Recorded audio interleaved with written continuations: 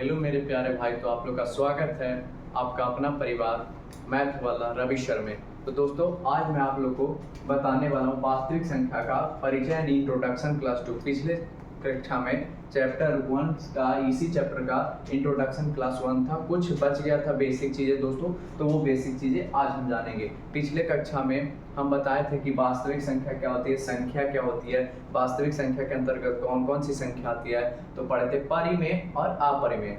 आज परिमेय के अंतर्गत जो भी आती थी उसके बारे में जाने थे और बोले थे दोस्तों कि अगले वीडियो में बताऊंगा। तो उम्मीद करता हूं कि आप सब अच्छे होंगे और वीडियो को पूरा शेयर किए होंगे। तो आपसे उम्मीद है दोस्तों, आपसे उम्मीद लगा के हम बैठे हैं और बहुत मेहनत करते हैं दोस्तों। तो आपसे एक ही चीज़ चाहिए मुझे, बस एक शेयर। क्या चाहिए दोस्तों? तो बस एक शेयर आप कीजिएगा। तो चलिए दोस्तों, बिना समय गंवाए हुए वीडियो को चालू करते हैं और ज़्यादा से ज़्यादा वीडियो को शेयर कीजिएगा दोस्तों। बहुत मेहनत लगता है वीडियो को बनाने में, और सब्सक्राइब कीजिएगा चैनल को। तो चलिए दोस्तों, हम वीडियो को शुरू करते हैं बिना समय आपका लिए हुए। तो देखिएगा दोस्तों, सबसे पहले हम क्या जानेंगे? तो सबसे पहले जानेंगे हम परिमेय के अंतर्गत जो भी संख्या आती थी सब हम पढ़ चुके हैं। अब हम जानेंगे अपरिमेय संख्या। कौन सी संख्या? तो अपरिमेय संख्या। आप लोग कॉपी में नोट करते चलिएगा, जितना भी बेसिक पॉइंट है दोस्तों आप कॉपी में सब नोट करते चलिएगा कि परिमेय संख्या आप अपरिमेय पढ़ेंगे। कौन सी संख्या? अपरिमेय संख्या। अपरिमेय संख्या। अपरिमेय संख्या। तो मेरे प्यारे भाई, ये क्या है? अपरिमेय संख्या। अपरिमेय संख्या सबसे पहले आपको बता दिया जाए कि अपरिमेय संख्या कहते किसको है। तो याद रखिएगा दोस्तों, वैसी संख्या जो p/q के रूप में नहीं लिखा जा सकता है। परिमेय संख्या का डेफिनेशन क्या था? तो लिखा जा सकता है, लेकिन अपरिमेय का क्या डेफिनेशन? तो वैसी संख्या जो p/q के रूप में नहीं लिखा जा सकता। चलिए बोर्ड की ओर ध्यान दीजिए और लिखते हैं इसका डेफिनेशन। आप भी अपना कॉपी में लिखिएगा मेरे प्यारे भाई। तो यहाँ पे लिखिएगा वैसी संख्या। कौन सी संख्या? तो वैसी संख्या जो p/q के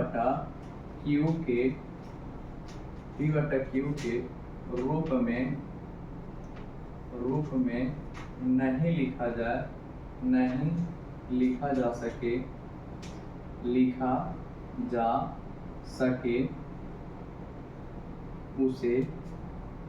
उसे कौन सी संख्या कहते हैं मेरे प्यारे भाई? तो ये बोल रहा है मेरे प्यारे भाई, कौन सी संख्या? तो उसे अपरिमेय संख्या कहते हैं। कौन सी संख्या? अपरिमेय संख्या कहते हैं। अपरिमेय संख्या कहते हैं। देखिए दोस्तों, कुछ नहीं है, वैसी संख्या जो p/q के रूप में नहीं लिखा जा सके उसे कौन सी संख्या? अपरिमेय संख्या कहते हैं। अब मेरे प्यारे भाई, उदाहरण के लिए बात की जाए तो उदाहरण कौन सा होगा? तो उदाहरण आप बताइएगा। तो यहाँ ध्यान दीजिएगा, जो p/q के रूप में लिखना संभव नहीं है। जैसे यहाँ पे √3, ये कौन सी संख्या? अपरिमेय। और √5, और कौन सा दोस्तों? पाई पर ध्यान दीजिएगा। पाई कौन सी संख्या? तो एक अपरिमेय संख्या। लेकिन पाई का मान जो होता है 22/7 जो लिया जाता मान का वैल्यू दोस्तों, ये परिमेय है। लेकिन पाई कौन सी संख्या? अपरिमेय संख्या। और 22/7 कौन सी संख्या? परिमेय संख्या। पाई का रियल वैल्यू की बात किया जाए दोस्तों, तो 3.14 ... होता है। ये किसका वैल्यू? तो पाई का रियल वैल्यू, ये मान के लिया जाता है 22/7। तो 22/7 जो है ये कौन सी संख्या? परिमेय। लेकिन पाई कौन सी संख्या? अपरिमेय, क्योंकि पाई का रियल वैल्यू 3.14 ... होता है। इसलिए दोस्तों ये कौन सी संख्या हो गया? अपरिमेय। चलिए अब हम सिखाते हैं रियल वैल्यू। यहाँ पे हम बताए थे कि 4 एक परिमेय संख्या। 4 एक परिमेय संख्या, तो आप बोले कि p/q के रूप में तो नहीं है, तो नीचे हम बताए थे कि 1 लगाएंगे तो ये कौन सी संख्या होगा? p/q के रूप में हो गया। तो उस प्रकार से आप ये भी क्वेश्चन कर सकते हैं मेरे प्यारे भाई कि √3 है और बट्टा में 1 लगा दिए, ये भी तो p/q के रूप में हो गया। तो हम बोलेंगे यस हो गया। तो मेरे प्यारे भाई का क्वेश्चन जायज़ है, ये भी p/q के रूप में, तो ये भी परिमेय संख्या होना चाहिए। लेकिन ऐसा नहीं होगा दोस्तों। तो कैसे होगा भैया? तो देखिए √3 पहले है, जो भी रहे उसका पहले मान लिखिए आप। तो यहाँ पे क्या है? √3 है, और √3 का रियल वैल्यू क्या होता है मेरे प्यारे भाई? तो √3 क्या होता है भैया? 1.732। ये ना होता है मेरे प्यारे भाई? तो बोलेंगे हाँ यही होता है। अब ... लास्ट तक होता है, तो यहाँ से पॉइंट हटेगा तो नीचे कितना आता है? 1 आता है पॉइंट वाले।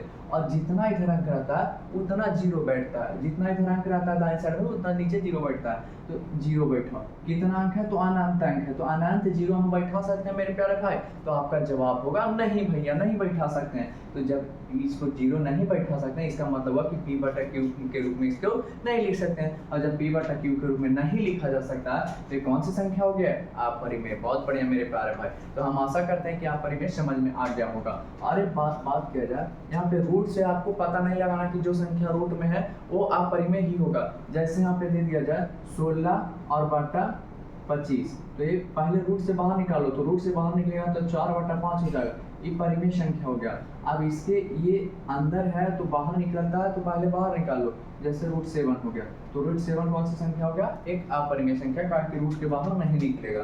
तो जो संख्या रूट के बाहर नहीं निकलता है वो अपरिमेय संख्या होता है मेरे प्यारे भाई। अब अगले कक्षा में प्रीवियस क्वेश्चन में ये सब पूछा गया क्वेश्चन है कि सिद्ध करें कि √3 एक अपरिमेय संख्या है। इस प्रकार का क्वेश्चन पूछता है बोर्ड में। तो हम इस प्रकार का क्वेश्चन को सब जितने भी क्वेश्चन होता है सबको हम अगले क्लास से आपका चालू हो जाएगा सॉल्यूशन। ठीक है दोस्तों, तो आप लोग ये बेसिक क्लास है, बस ये 2 इंट्रोडक्शन क्लास था, ये छोटी क्लास रहेगी आप लोग का। और अगले जो आएगा वीडियो, तीसरा वीडियो आएगा मेरे प्यारे भाई, तो तीसरा वीडियो से आपका रहेगा क्वेश्चन बैंक सॉल्यूशन। ब्रिलियंट का क्वेश्चन बैंक से आपका सॉल्यूशन करवाएंगे। जितने भी क्वेश्चन पूछा गया 2011 से लेकर 2025 तक उसमें सारे क्वेश्चन को हम हल करवाएंगे। तो अपरिमेय के बारे में आप समझ गए हैं दोस्तों।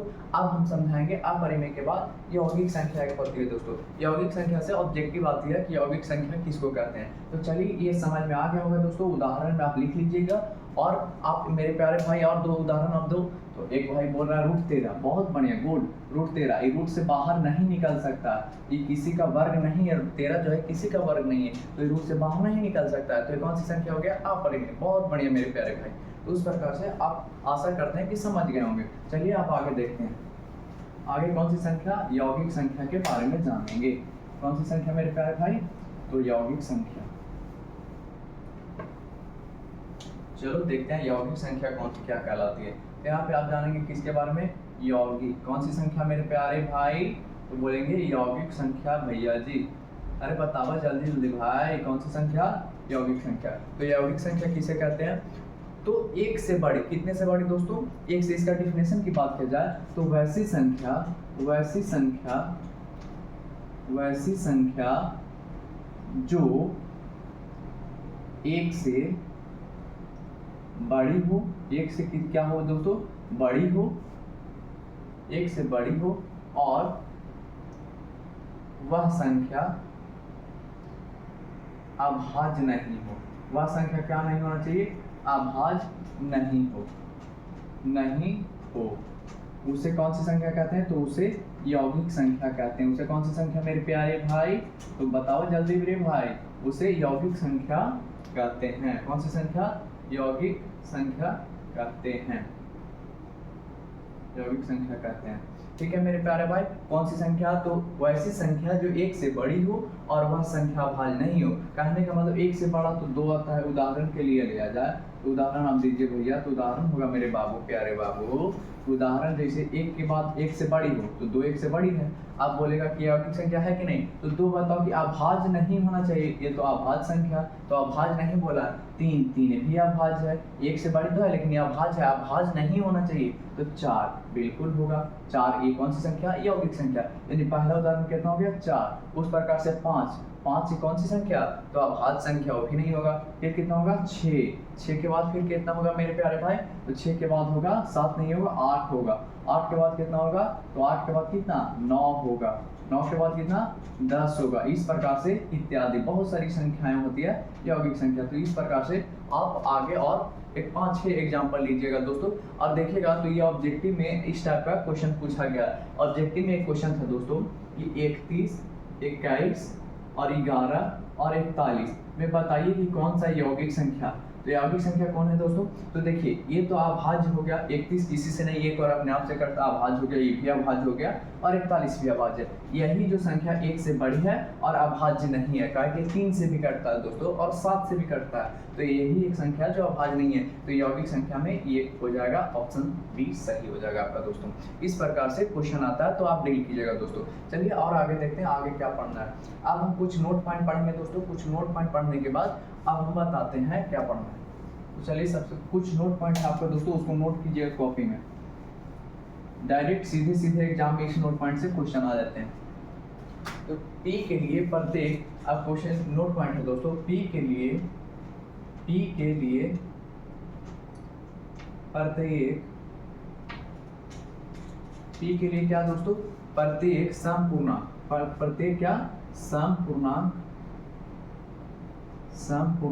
क्या होते हैं, तो 2p होते हैं, 2p होते हैं। क्या होते हैं दोस्तों मेरे प्यारे भाई, तो P के लिए प्रत्येक संपूर्णांक क्या होते हैं, 2p होते हैं। क्या होते हैं, 2p होते हैं। कहने का मतलब है मेरे प्यारे भाई कि अब P के जगह कोई भी प्राकृतिक संख्या रख लीजिएगा तो उसका जो मान आवेगा एक सम संख्या ही आवेगा। जैसे यहाँ पे 2 है और P का मान इंटू में P है, किसमें, इंटू में। P का मान 1 रख लिए तो कितना आएगा, 2।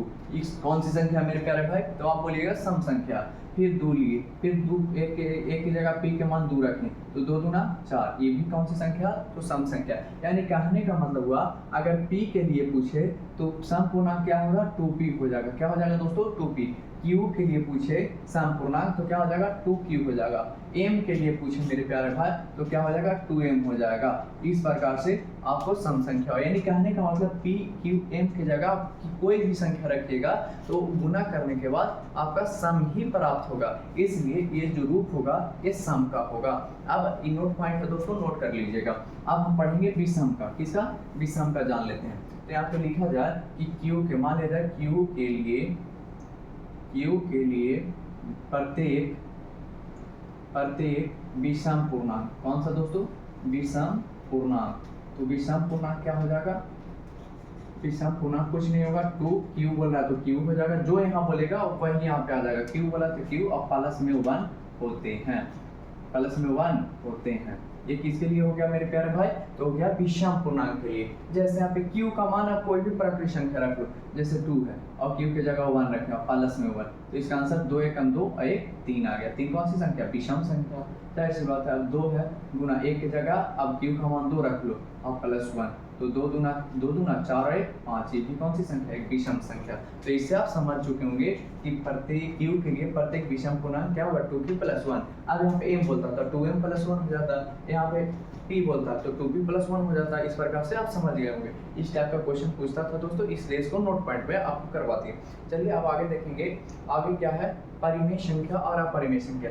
मान लीजिए आपको क्वेश्चन दे दिया जाए कि बाबू लोग आप लोग बताइए कि परिमेय संख्या और गुना में अपरिमेय संख्या है, कोई भी एक परिमेय संख्या और एक अपरिमेय संख्या, तो इसका गुणनफल क्या होता है दोस्तों मेरे प्यारे भाई बताइएगा कि एक परिमेय संख्या और एक अपरिमेय संख्या का गुणनफल हमेशा अपरिमेय होगा। क्या होगा दोस्तों, तो उसका ऑप्शन मारिएगा, हमेशा कौन सी संख्या, अपरिमेय होगा। कौन सी संख्या मेरे प्यारे भाई, तो अपरिमेय संख्या ही होगा।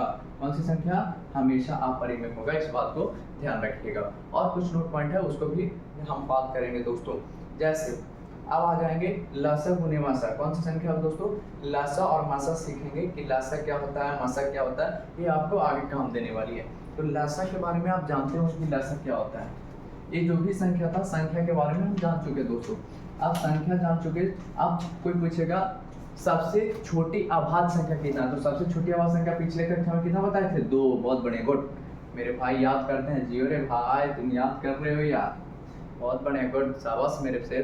अब हम जानेंगे किसके बारे में, तो एलसीएम और एचसीएफ, जिसको हिंदी में मासा और लसा कहते हैं। मासा का फुल फॉर्म महत्तम समापवर्तक होता है मेरे प्यारे भाई। तो चलिए आप मासा और लसा के बारे में बात करेंगे। किसके बारे में, मासा के लसा, मासा और लसा। तो देखिए सबसे पहले आपको सिखाएंगे मासा। आप यहाँ से आपका सीरियसली क्लास स्टार्ट होता है मेरे प्यारे भाई। तो यहाँ से आप एकदम वीडियो को कंसिस्टेंसी से देखिएगा और यहाँ से आपको एकदम बारीकी से वीडियो को देखना है कि कैसे कैसे क्या हो रहा है। जहाँ पे नहीं समझ में आए वहाँ पे आपका भाई खड़ा है, ठीक है। जब भी दिक्कत हो कांटेक्ट, यानी कि आप मैसेज कमेंट में कर दीजिए कि यहाँ पे दिक्कत मुझको हुआ है भैया। और चलिए देखते हैं यहाँ पे मासा क्या होता है। तो मासा के बारे में आप हम देखेंगे। तो देखिए मासा कैसे निकाला जाता है। आपको अगर भाग आता है तो ये भैया आपका गारंटी लेता है कि भाग आता है तो आपको मासा भी आ जाएगा। अगर नहीं आता है मासा तो बस भाग आता है तो मासा भी आ जाएगा। जैसे बोल दिया जाए कि 5 और 28 का मासा ज्ञात करें। 5 और कितना का दोस्तों, या 6 और 28 का, कितना का, 6 और 28 का मासा ज्ञात करें। तो 6 और 28 का मासा क्या होगा, तो कुछ नहीं करना, छोटी संख्या से बड़ी संख्या में जितना बोले इसको आगे करके या पीछे करके बोले, छोटी संख्या से बड़ी संख्या में भाग जैसे लगाते हैं वैसे भाग लगा देना है। क्या करना है दोस्तों, भाग लगाना है मेरे प्यारे भाई। तो यहाँ कितने बार मिलेगा, तो बोलेंगे 4 बार मिलेगा भैया, हमको भाग आता है कितना आ गया, तो 24 आ गया। बचा कितना, तो हट के बचा 4, कट गया। अब जो 4 आया शेष आया, यही शेष से अब यहाँ भाग देना, कहाँ भाग देना, यही शेष से यहाँ भाग देना। तो यहाँ पे कितना है, 4 आया तो 4, ये ऐसे करके यहाँ कितना है 6, तो 6 में भाग देना। जो भी यहाँ पे संख्या रहेगा, जो शेष बचेगा, जो भी यहाँ संख्या रहेगा उसी संख्या में भाग देना। तो 4 से कितना बार में, 1 बार मिलेगा, तो 4। अब कितना बचा दोस्तों, 2। अब देखिए ये इससे फिर भाग देना, जब तक पूरा कट नहीं जाए तब तक भाग देते चलना है आगे तक। तो यहाँ 2 आ गया, यहाँ पे कितना मेरे प्यारे भाई, तो 4। तो 2 में कितना से भागा देंगे, 4। देखो यहाँ अब नहीं जाना है, यहाँ से यहाँ इससे जस्ट पीछे वाला यानी कि जो शेष बचेगा उसी का भाजक में भाग देना, उसी का किसमें, भाजक में। तो कितना बार में, 2 बार में। तो कितना आ गया, 4 आ गया, कट गया। यानी कि जो यहाँ पे अब आएगा लास्ट में कटने के बाद बाबू, वही आपका HCF कहलाएगा। यानी कहने का मतलब 6 और 28 का HCF की बात की जाए तो 6 और 28 का HCF कितना हो गया, 2 हो गया। कितना हो गया मेरे प्यारे भाई, तो 2 हो गया। 6 और 28 का HCF कितना, 2। इसी प्रकार से एक मेरे भाई बताएंगे कि 6 और 28 का, तो 5 और 17 का, 5 और 17 का, तो 5 और 17 का ज्ञात कीजिएगा। तो भैया बोल रहे हैं मेरे भाई कि ये वाला भी बता दीजिए मेरे प्यारे भैया। तो चलिए ये वाला भी 5 और 17 का बताते हैं आपको कि 5 और 17 का कितना होता है। ठीक है मेरे प्यारे भाई, तो 5 और 17 का आप देखेंगे HCF कितना होता है। तो कुछ नहीं करना, जैसे भाग लगाते हैं वैसे लगा देना, 5 और 17 में। तो के बार में, 3 बार में। कितना आया मेरे प्यारे भाई, 15 आया। कितना बचा, 2। अब 2 से, अब आप ही बताओ 2 से कहाँ भाग लगेगा, 2 से कहाँ। अरे भैया आप ही तो तुरंत बताए, इतना जल्दी भूल जाएंगे जी। आप क्या बताए, तो हम बताए थे बाबू, आप याद कर लिए हैं, समझ रहे हैं मेरे भाई, तुम याद कर लियो कि यहाँ से कहाँ, भाजक में। जो शेषफल बचा उसी का भाजक में आपको भाग करना। तो इसका भाजक कितना, तो भाई बोल रहा है 5 है। मुस्कुराओ नहीं यार, समझा रहे हैं, समझ ले भाई। तो 2 से कितना है, 5 में लगाना। ये बार में लगेगा 2 बार में। कितना आया, 4 आया। कितना शेष बचा, 1 बचा। अब 1 से कहाँ दे भाई, बात जल्दी बताओ रे भाई, 1 से कहाँ भागा दे भाई, तो यहाँ पे दे रहे भाई भाजक में। तो ये वाला ई वाला में नहीं देना, इसके जस्ट ई वाला में, ठीक है ना। फिर आगे जाएगा तो इसका ई वाला से भागा देना, फिर इसमें देना है। तो इसका इसमें दिया जाएगा 2 में। यहाँ पे कितना आ गया, 2 के बार में लगेगा, 2 बार में। कट गया दोस्तों मेरे प्यारे भाई, शेष आ गया 0। तो यहाँ पर वाला क्या कहलाएगा, HCF, यानी कि इसका HCF कितना आ गया, तो 1 आ गया। तो आशा करते हैं कि HCF आप सीख लीजिएगा। तो जल्दी जल्दी आप बनाइए। तो मेरे प्यारे भाई 6 और 42 का नहीं, 6 और 45 का बना लेना। 6 और 45 का HCF बताना। उसके बाद मेरे प्यारे भाई 8 और 68 का बताना, 8 और 68 का। उसके बाद 50 और 50, 130 का, 50, 130 का बताना। ये 3 को आप बनाइएगा दोस्तों, प्रैक्टिस हो जाएगा। बस इसी प्रकार से HCF निकाला जाता है। तो हम आशा करते हैं कि आपको HCF समझ में आ गया होगा। HCF आपको समझ में आ गया होगा मेरे प्यारे भाई। अब हम सीखेंगे HCF आ गया होगा तो LCM क्या सीखेंगे दोस्तों, LCM गुणनखंड विधि द्वारा। आपको LCM जानना है किस विधि द्वारा, गुणनखंड विधि द्वारा। तो मेरे प्यारे भाई कुछ नहीं करना, मान लिया जाए, बोल दिया आपको कि इसका तो 25 और 35 और 35, 25 या 25 और 50, 25 और कितना 50, 35 नहीं 50, कुछ ही मान लो। 25 और 50 का गुणनखंड विधि द्वारा, गुणनखंड विधि द्वारा LCM ज्ञात करें, LCM निकालें, LCM निकालें। तो कुछ नहीं करना है दोस्तों, कुछ नहीं आपको करना है। यहाँ पे क्या लिखेंगे, हल। ऐसा है भैया, तो कुछ नहीं, बस राय कराते भर में आपको टेंशन लेने की आवश्यकता नहीं है मेरे प्यारे भाई। चलो तो खाली देखते जाओ, पीछे पीछे देखते चलो यार, पूरा एकदम समझा देंगे, आप फिट कर देंगे। अभी तो कम है, जब क्वेश्चन करवाने लगेंगे, क्वेश्चन लगाने लगेंगे तो एकदम क्वेश्चन को आपको माइंड में, दिमाग में एकदम बैठा देंगे हर एक क्वेश्चन को। आप एग्जाम में गारंटी लेते हैं कि जैसे आप पढ़ा रहे हैं वैसे पढ़ते हैं तो आपको सब्जेक्टिव में 30 क्वेश्चन लगभग तक ये पूछता है, 25 क्वेश्चन आप बना के आइएगा। लेकिन बनाना कितना है, 15 क्वेश्चन ही बनाना है, 30 में 30 बना के आ सकते हैं अगर पूरा पढ़ते हैं तो।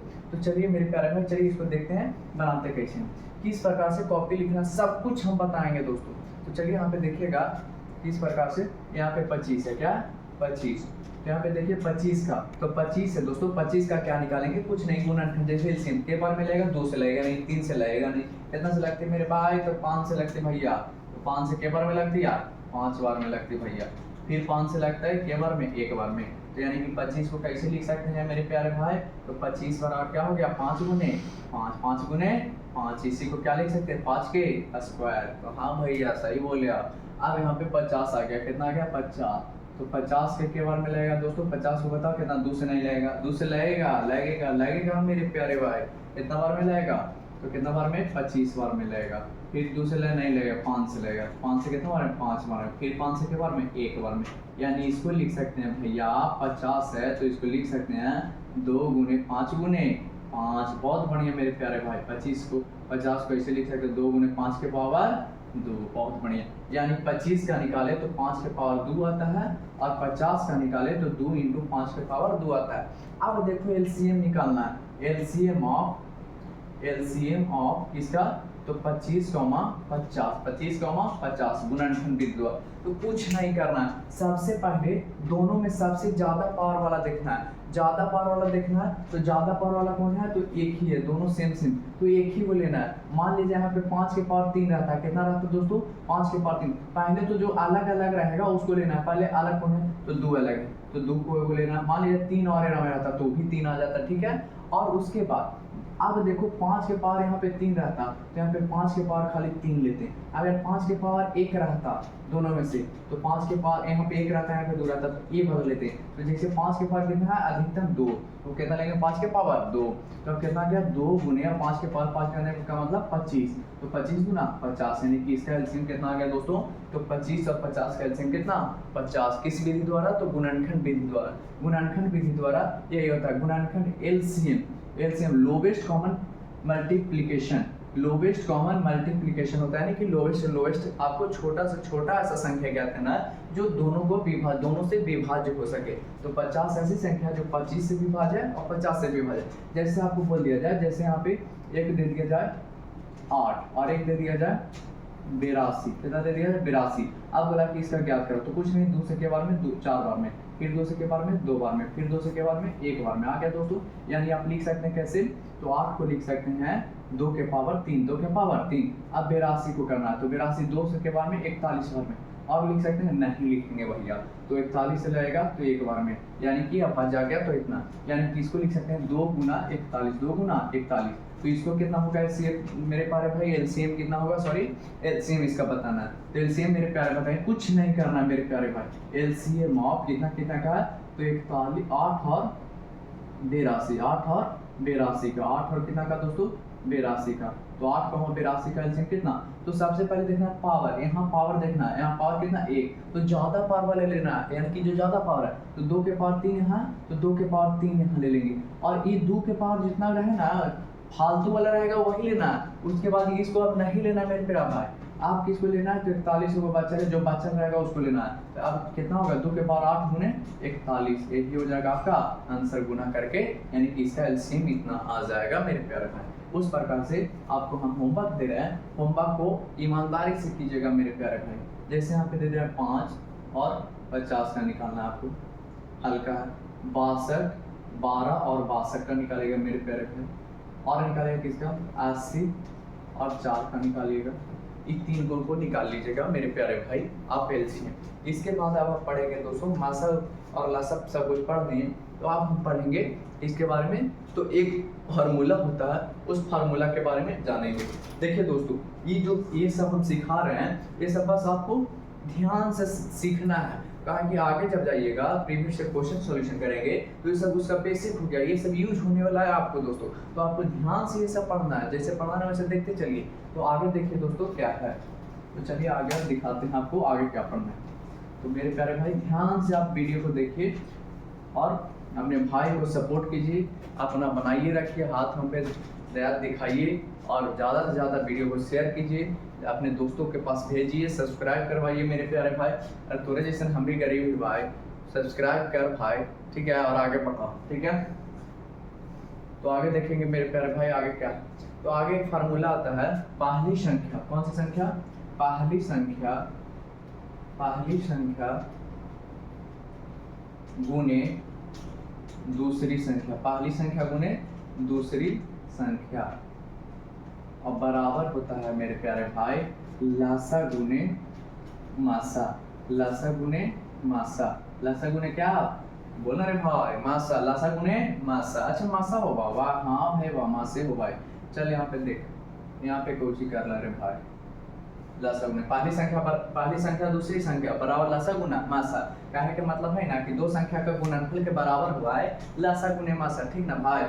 दो संख्या के बराबर का कोई तो लासा गुने मासा होता है मेरे प्यारे भाई। जैसे आपको क्वेश्चन किस प्रकार से रहेगा भैया, तो क्वेश्चन रहेगा, बोलेगा पहली संख्या आपको दे दिया रहेगा, पहली संख्या बराबर मान लीजिए 15 है, और बोल दिया जाए लासा बराबर आपको दे दिया गया है लासा बराबर 25 है। लासा बराबर कितना, 25 नहीं, थोड़ा बड़ा संख्या लो, 300 है। लासा बराबर कितना, 300, और बोल दिया जाए कि मासा बराबर 50 है। मासा बराबर कितना, 50 है।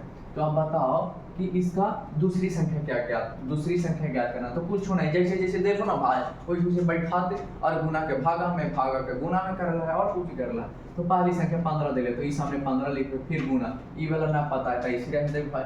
और लासा, उसके बाद कहा लासा, लासा कितना दे ले भाई बा, तो 300 दे ले भाई, और गुना।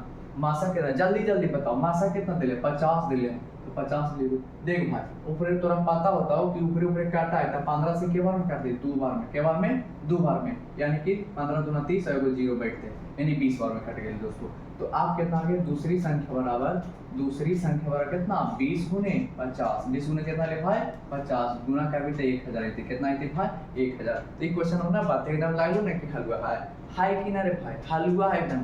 ऐसे से क्वेश्चन तो पूछ है बिहार बोर्ड, तो अब बता एकदम ऐसा तरीका से बताऊं ना भाई। अभी आवे ना क्वेश्चन बैंक जब सॉल्यूशन करवावे लगेंगे तो एकदम यहाँ धसा दो भाई, एकदम चैलेंज करो, गारंटी लेती हूँ कि यहाँ धसा देंगे, ठीक है। तो यहाँ पे देखते चलना, ठीक है। आगे क्या है, आगे देखो इसी प्रकार से आप थोड़ा क्वेश्चन को देखिए। जब बना ले तो फटाक से इस बात पे मान लीजिए पहली संख्या थोड़ा दे देंगे, कि फार्मूला नोट करनी है भाई।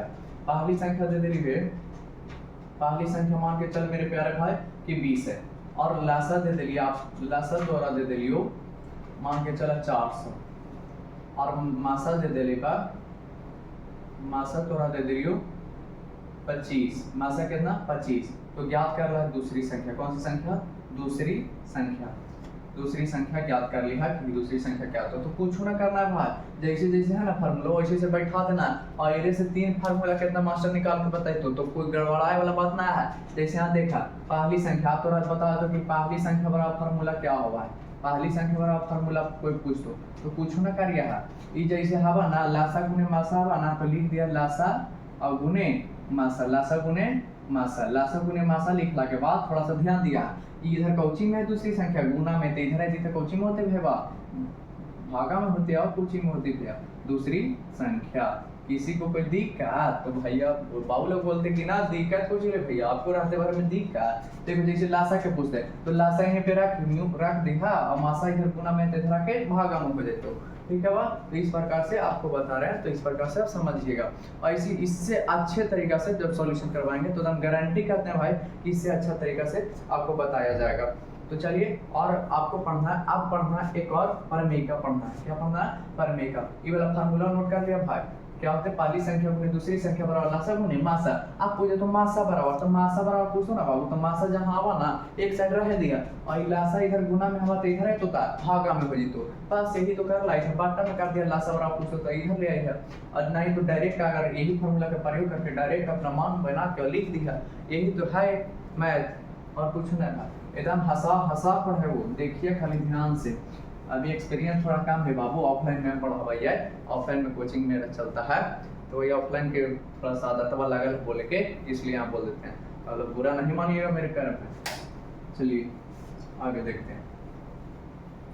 चलो आगे क्या है, तो आगे मेरे प्यारे भाई बोलेगा कि आगे आप बताइए, कि खाली आप बकवास कर रहे हैं, आगे बताइए। तो आगे बता रहे हैं, देखना भाई हम पढ़ा दो एकदम अच्छा से पढ़ाए भाई, खाली ध्यान से देख। यूक्लिड विभाजन, कौन सा विभाजन, यूक्लिड विभाजन, यूक्लिड विभाजन, यूक्लिड विभाजन एल्गोरिथम, एल्गोरिथम। अब एक बारे में जान, ये जाना बाबू, ये वो चाचा हलथुन का हलथुन गणित में एगो चाचा हथुन जे गणित में बड़ी इनकर योगदान रहले, नाम हो चला यूक्लिड। आ एकरे नाम पर एगो एल्गोरिथम दे दे, ये एल्गोरिथम एगो देलथिन प्रमेय देलथिन बाबू, जेकर नाम हो जो यूक्लिड विभाजन एल्गोरिथम। आ प्रमेय के नाम हो देलथिन तो a बराबर bq प्लस r, a बराबर bq प्लस r। अभी कुछ हुआ है भैया, तो ये बताए वो बढ़िया से आपको समझ में आया। तो जब क्वेश्चन में करवाएबो ना यूक्लिड विभाजन प्रमेय का वाला, तो ज्यादा समझ में आए। ऐसे देख ला, ए आपको देले रहा तो ए और बी देले रहा तो, और आपको ज्ञात करना रहा तो HCF। इस विधि द्वारा HCF जो यूक्लिड विभाजन एल्गोरिथम है ना बाबू, HCF ज्ञात करेंगे, एगो विधि हुआ है, मेथड हुआ है, कौन सी ज्ञात करेंगे तो HCF ज्ञात करेंगे। ऐसे ही लिख ला यूक्लिड विभाजन एल्गोरिथम में बराबर कुछ हुआ है तो a बराबर bq प्लस r हुआ है भाई। कुछ होता है a बराबर bq प्लस r होता है, तो ये वाला लिख ला। और हम आगे बतावा यो और बहुत कुछ सीख ला तोरा। अब हम कुछ क्वेश्चन कर रहे हैं, क्वेश्चन का जवाब दिया है। यूक्लिड विभाजन एल्गोरिथम क्या होता है, a बराबर bq प्लस r, ये बस याद रख ला। आगे इसका प्रयोग जब होगा तो हम आपको बताएंगे मेरे प्यारे। अब क्या होगा तो आप थोड़ा सा ध्यान दीजिएगा। आप कुछ क्वेश्चन करो भाई परिमेय और अपरिमेय से, फटाक फटाक जवाब दिया कि सही कौन वाला होते हो गलत कौन वाला, ये वाला नोट कर ला, थोड़ा हट जाइए। चलो देखा ही बाबू, आप देखिए ध्यान से। अब मान लिया पूछता है कि निम्न में से परिमेय संख्या कौन है, परिमेय संख्या बताओ। परिमेय संख्या 4 को हम ऑप्शन देवो बाबू, और चारों से छाट के बतावेला कि परिमेय संख्या के कौन है। एगो हवा √3, ए में हवा √3, फिर एगो हवा √3 के बाद 2√3 अब बाटा √3, फिर एगो हवा √64/5, और फिर एगो हवा इनमें से कोई नहीं, इनमें से कोई नहीं हवा। ठीक है, तो कौन वाला ऑप्शन में होते मेरे भाई, ये है, ये बी है, ये सी है और ये डी है। ठीक है, तो देख लिया चेक करके देखा, बताओ जल्दी कि बता दिली है कि परिमेय संख्या को जो परिमेय संख्या चीज जो p बटा q के रूप में लिखा जा सके, तो एरा रूट से बाहर ही निकालती बाबू, तो ना निकालती भैया, तो ये तो खत्म हो गया, ये अपरिमेय हो गया। आप देखेंगे ये वाला, तो देख काट सक पहले कर ली है मेरे प्यारे भाई। तो √3 से √3 कितना बार में, एक बार में, यानी कि 2/1, तो यही तो नजर आ रहा है भैया p बटा q के रूप में, तो यही हो गया। और का एकदम सही पकड़ा भाई, यही वाला होगा ऑप्शन में। ठीक है ना, तो जल्दी बताना कि √2 एक कौन सी संख्या है। एकदम पूछल क्वेश्चन ये सब हो, पूछल के क्वेश्चन में बता रही है भाई, तो एकदम ध्यान से देख। √2 कौन सी संख्या, तो भैया एकरा बाहर एकर कोई बार्गेन हुए, बाहर निकल ही न सकले, एकर रियल मान कुछ हुआ 1.414 तो इसको p बटा q के रूप में नहीं लिख सकते हैं, क्योंकि अनंत तक जा रहा है, तो नहीं लिख सकते हैं। तो कौन सा संख्या, अपरिमेय संख्या। ऐसी तोर बिहार बोर्ड यही क्वेश्चन पूछल है ऑब्जेक्टिव में, इसी टाइप का क्वेश्चन पूछता है, तो टेंशन ऑब्जेक्टिव में ना लेवल है बाबू, जैसे बताना है। और क्वेश्चन पूछेंगे कि परिमेय संख्या पाई कौन सी संख्या, तो याद रखिएगा पाई एक अपरिमेय संख्या, नोट पॉइंट में लिख लीजिए, पाई कौन सी संख्या, अपरिमेय संख्या मेरे प्यारे भाई। आप जैसे पूछे तो भाई पूछ तो कि 2.3131 डॉट अनंत तक, तो ये कौन सी संख्या, तेरा पॉइंट हटाइए तो नीचे एक कहते भैया अनंत तक जा रहे, तो अनंत तक 0 देना संभावना है भैया, तो अनंत तक 0 देना संभावना है, तो ये ना लिख सकते p बटा q के रूप में, तो ना लिख सकते, तो कौन सी संख्या ही बोले अपरिमेय संख्या। तो इस प्रकार से अपरिमेय में कोई दिक्कत मेरे भाई एकदम जुनून से बोलेगा नहीं भैया, दिक्कत आपको रहते भर में। और चलिए देखते हैं और कुछ बताते हैं आप लोग को। तो बेसिक क्लास है, बेसिक क्लास में और कुछ देखा जाए तो और आपको बताते हैं, और कुछ तो नहीं है दोस्तों। और मान लिया जाए आपको क्वेश्चन दे दिया जाए कि √16/25 कौन सी संख्या है। एक पूछल यही क्वेश्चन और बार पूछो ऐसा क्वेश्चन भाई, परिमेय और अपरिमेय से एकदम गर्दा क्वेश्चन पूछा, 4 को प्रत्येक साल पूछ दो बाबू, 4 साल हर एक साल पूछा, एकदम देखल हो आखिया के देखाओ, 4 को पूछा। ये बताओ कि परिमेय संख्या कहाँ है, 16/25 रूट में, तो देख तो बाहर यहाँ पे लिख सकिए 16/25 के 4 गुने 4 लिख सकलिए भाई, और नीचे 5 गुने 5 लिख सकलिए। देख वो नियम है रूट के, वो नियम है रूट के मेरे प्यारे भाई। रूट के नियम पूछे भाई जल्दी बता दो ना। तब रूट के नियम ई है भैया कि रूट के अंदर जब 2 गो रहता हो तो जोड़ा लग के एगो बाहर निकला है, कहने का मतलब 4 2 गो है ना तो एगो बाहर निकल जाते भाई, फिर 5 2 गो है ना तो एगो बाहर निकल जाते। यही कहने का मतलब हुआ कि रूट का एक नियम पूछिए है तो जोड़ा लग के बाहर निकलता है। रूट का नियम क्या है, जोड़ा लग के बाहर निकलता है। अब आज तक कि चोटन के आज तक नहीं तुम लोग को पता होगा कि रूट के वैल्यू कौन सी होता है, तो देख बता दे जवाब कि रूट जो है ना, रूट के वैल्यू 1/2 हुआ है, कितना रूट के वैल्यू रूट के वैल्यू कितना होगा 1/2। कोई बंदर बताई थी कि 2 होता है, नहीं बाबू 2 ना हुआ है, याद रखिए रूट के वैल्यू कितना 1/2 होता है। अब पूछिए भैया लोग से, उनको ना जानकारी हो तो 1/2 की रूट के वैल्यू कितना हुआ है, तो याद रखिए रूट के वैल्यू कितना 1/2। तब बहुत इतना ही था आपको इंट्रोडक्शन क्लास में जितना बताना था मेरे प्यारे भाई, तो बताया। बीच में कोई गलती हुई हो तो माफ कर दीजिएगा अपने बड़े भाई समझ के, ठीक है मेरे प्यारे भाई। तो बीच में कोई गलती होगी तो माफ कर दीजिएगा। चलिए आप फिर आपको मिलते हैं नेक्स्ट क्लास में, तब तक के लिए जय हिंद, धन्यवाद मेरे प्यारे भाई। वीडियो को ज़्यादा से ज़्यादा आप शेयर कीजिएगा और मेरे प्यारे भाई दोस्तों के पास शेयर कीजिएगा, उनसे सब्सक्राइब कीजिएगा। अरे तोरे भाई हमरो सपोर्ट करता। चलो नमस्कार।